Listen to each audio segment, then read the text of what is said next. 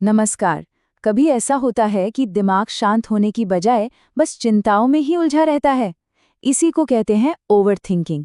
आज हम इसी आदत को समझने की कोशिश करेंगे कि इससे कैसे निपटा जाए और अपने मन को शांत कैसे किया जाए। तो चलिए शुरू करते हैं। है ना ये एहसास बिल्कुल जाना पहचाना। जैसे ही फुर्सत के 2 पल मिलते हैं, दिमाग फौरन चिंताओं की एक लिस्ट बनाने लगता है। असल में यहीं से ओवरथिंकिंग की शुरुआत होती है। और इसे रोकने के लिए सबसे पहला कदम है ये समझना कि आखिर ये काम कैसे करता है। तो विज्ञान की भाषा में इस साइकिल को रूमिनेशन कहते हैं। ये सिर्फ सोचना नहीं है, ये एक ही नेगेटिव ख्याल में बार बार गोल गोल घूमते रहने जैसा है।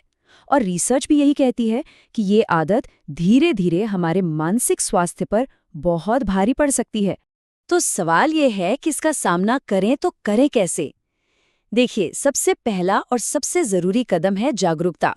बस ये पहचानना कि हम कब उस ओवरथिंकिंग के जाल में फंस रहे हैं और उस वक्त कैसा महसूस हो रहा है। और यहाँ एक बहुत ज़रूरी बात समझनी है। असल में प्रॉब्लम हमारे विचार नहीं है, बल्कि उन विचारों पर हमारा रिएक्शन है। मतलब ये ध्यान देना कि उन बार बार आने वाले ख्यालों के पीछे कौन सा इमोशन छिपा है। क्या वो घबराहट है, गुस्सा है, या फिर गिल्ट? क्योंकि एक बार उस भावना को पहचान लिया तो सोचने का तरीका बदलना काफ़ी आसान हो जाता है। तो चलिए अब कुछ प्रैक्टिकल उपायों की बात करते हैं। कुछ ऐसी तकनीकें जो विचारों के उस बवंडर में फंसे होने पर फौरन राहत दे सकती हैं। सबसे पहला और शक्तिशाली तरीका है ध्यान भटकाना। जब भी दिमाग एक ही बात पर अटक जाए तो कुछ ऐसा करना चाहिए जिसमें मजा आए। जैसे कोई नई रेसिपी ट्राई करना, पेंटिंग करना, या बस अपने किसी पसंदीदा काम में पूरी तरह डूब जाना। इससे होता यह है कि एनर्जी और फोकस फौरन एक पॉजिटिव दिशा में मुड़ जाता है। ये एक बहुत ही सीधी सादी लेकिन कमाल की असरदार तकनीक है। बस आराम से बैठना है, एक हाथ दिल पर और दूसरा पेट पर रखना है, और फिर धीरे धीरे गहरी सांस लेनी और छोड़नी है। ये छोटी सी क्रिया न सिर्फ ध्यान भटकाती है बल्कि फिजिकली भी शरीर को शांत करती है। और दिन में बस कुछ मिनट भी ऐसा करने से बहुत बड़ा फर्क महसूस हो सकता है।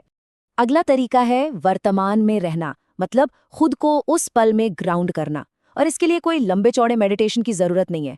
बस कुछ देर के लिए अपने फोन और गैजेट्स को साइड में रख देना, खाते समय हर निवाले के स्वाद को महसूस करना, या बस बाहर निकलकर ताज़ी हवा में टहलना भी दिमाग को शांत करने के लिए काफ़ी है। अच्छा, अभी तक हमने बात की तुरंत राहत देने वाले तरीकों की। अब हम उन रणनीतियों को समझेंगे जो सिर्फ फौरी राहत नहीं देती बल्कि हमारे विचारों के साथ हमारे रिश्ते को जड़ से बदलने में मदद करती हैं। देखिए, कभी कभी सिर्फ नजरिया बदलने से ही बड़ी बड़ी चिंताएं छोटी लगने लगती हैं। जैसे एक चिंता है कि पार्टी में मैं जो खाना लाया था वो शायद अच्छा नहीं था। अब इसी को दूसरे नजरिए से देखें और सोचें, क्या 5 साल बाद भी ये बात कोई मायने रखेगी? यकीनन नहीं, है ना? बस ये एक सवाल ही हमें छोटी छोटी बातों पर अटकने से बचा लेता है। चलिए अब एक बड़ा ही मजेदार कॉन्सेप्ट समझते हैं, ANTs, यानी ऑटोमेटिक नेगेटिव थॉट्स। इन्हें दिमाग में आने वाली उन बिन बुलाई चींटियों की तरह समझ सकते हैं जो किसी भी सिचुएशन में अचानक से आ जाती हैं और सारी ओवरथिंकिंग की आग में घी डालने का काम करती हैं। तो सवाल है, इन ANTs से कैसे निपटा जाए? इसका एक बहुत सीधा तरीका है। पहले सिचुएशन को पहचानें, फिर उस सिचुएशन में जो नेगेटिव ख्याल मन में आया उसे पकड़ें और फिर उसे एक पॉजिटिव, या यूं कहें कि एक वैकल्पिक नज़रिए से चुनौती दें। मिसाल के तौर पे ये सोचने के बजाय कि ये प्रेजेंटेशन तो पक्का खराब होगी, ये सोचना कि मैं अपनी तरफ से पूरी कोशिश कर रहा हूं। देखिए, बस इतना सा बदलाव सोच में कितना बड़ा फर्क ला सकता है। यहाँ एक और बात है जो सुनने में थोड़ी अजीब लग सकती है, लेकिन है बहुत शक्तिशाली। अक्सर हम अपने डरों से लड़ते हैं, उन्हें दूर भगाने की कोशिश करते हैं, लेकिन रिसर्च बताती है कि उनसे लड़ने की बजाय उन्हें स्वीकार कर लेने से उन्हें मैनेज करना ज्यादा आसान हो जाता है। देखिए, डर को स्वीकार करने का मतलब हार मानना नहीं है, इसका मतलब है उससे उसकी ताकत छीन लेना। अब आते हैं हम अपनी आखिरी रणनीतियों पर। ये वो तरीके हैं जो लंबी रेस के लिए हैं। मतलब ऐसी आदतें बनाना जो हमें अंदर से मजबूत बनाती हैं और ओवरथिंकिंग से बचाए रखती हैं। ये एक बहुत ही सिंपल लेकिन बहुत असरदार प्रैक्टिस है। हर हफ्ते अपनी 5 कामयाबियों को लिखना, और ये कामयाबियां कितनी भी छोटी क्यों ना हो चलता है। जैसे शायद इस हफ्ते कॉफी पर ज्यादा खर्च नहीं हुआ या फिर कोई छोटा मोटा काम ही सही पूरा हो गया। जब इन छोटी छोटी जीतों को एक जगह लिखा हुआ देखा जाता है ना, तो एहसास होता है कि हाँ, ये भी मायने रखती हैं। और एक सबसे जरूरी बात, एक्शन लेना, क्योंकि ज्यादातर ओवरथिंकिंग तभी होती है जब हम कोई ठोस कदम नहीं उठाते। सिर्फ सोचते रहने से इंसान एक ही जगह फंसा रह जाता है। लेकिन जैसे ही एक छोटा सा भी कदम उठाया जाता है तो लगने लगता है कि हाँ, सिचुएशन कंट्रोल में है, और बस यही एहसास उस सोच के चक्र को तोड़ देता है। कई बार हम अपनी पुरानी गलतियों को लेकर सोचते रहते हैं और ये चीज़ हमें आगे नहीं बढ़ने देती। यहीं पर काम आती है सेल्फ कंपैशन की प्रैक्टिस।